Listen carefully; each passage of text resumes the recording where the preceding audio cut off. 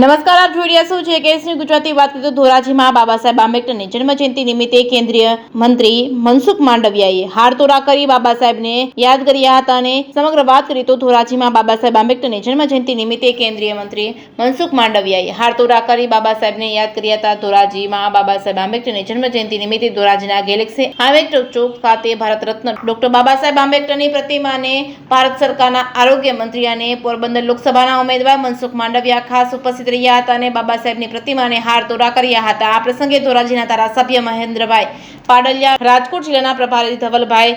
દવે તેમજ અખિલ ભારતીય વિશ્વકર્મા મહાસભાના રાષ્ટ્રીય અગ્રણી કિશોરભાઈ રાઠોડ, ધોરાજી શહેર ભાજપના પ્રમુખ રાજુભાઈ બાલધા તેમજ તાલુકા ભાજપના પ્રમુખ મયુરભાઈ સિંગાળા, ધોરાજી માર્કેટયાર્ડના ચેરમેન હરકિશનભાઈ માવાણી, ધોરાજી તાલુકા પંચાયતના ઉપપ્રમુખ રામભાઈ હેરબાર, ભારતીય જનતા પાર્ટીના હોદ્દેદારો તેમજ ધોરાજી દલિત સમાજના અગ્રણીઓ ભરતભાઈ બગડા, તુષારભાઈ સુંદરવા, વાલ્મીકી સમાજના આગેવાનો તેમજ ધોરાજી શહેર અને ભાજપના તેમજ તાલુકા ભાજપના આગેવાનો મોટી સંખ્યામાં ઉપસ્થિત રહ્યા હતા। જય ભીમના નારા સાથે બાબા સાહેબ આંબેડકરની જન્મજયંતિની ભવ્ય ઉજવણી કરવામાં આવી હતી। જેકેએસની ગુજરાતી સાથે મતીન બાપુ સૈયદ, ધોરાજી।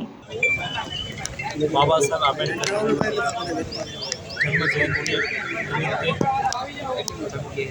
આજે બાબા સાહેબને શ્રદ્ધાસુમન અર્પણ કરવા વ્યક્તિ જન્મેથી નહીં પરંતુ પોતાના કર્મથી મહાન બને છે। એનું કોઈ ઉત્તમ ઉદાહરણ હોય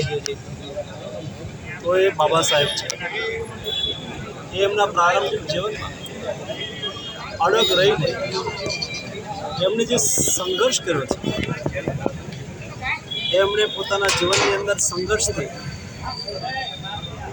ઉચ્ચ જવાબદારી પદ પ્રાપ્ત કર્યા પછી બંધારણ સભાના અધ્યક્ષ તરીકે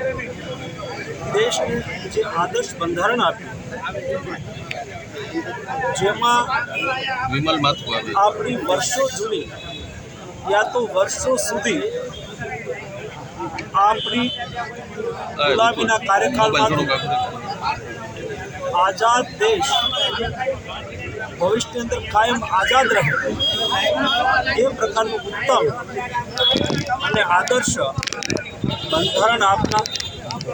ગરીબ, શોષિત અને વંચિતોને પોતાનો અધિકાર આપનાર, સમાજ માટે અને રાષ્ટ્ર માટે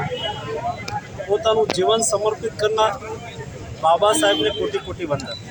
સર, જે દુર્ઘટના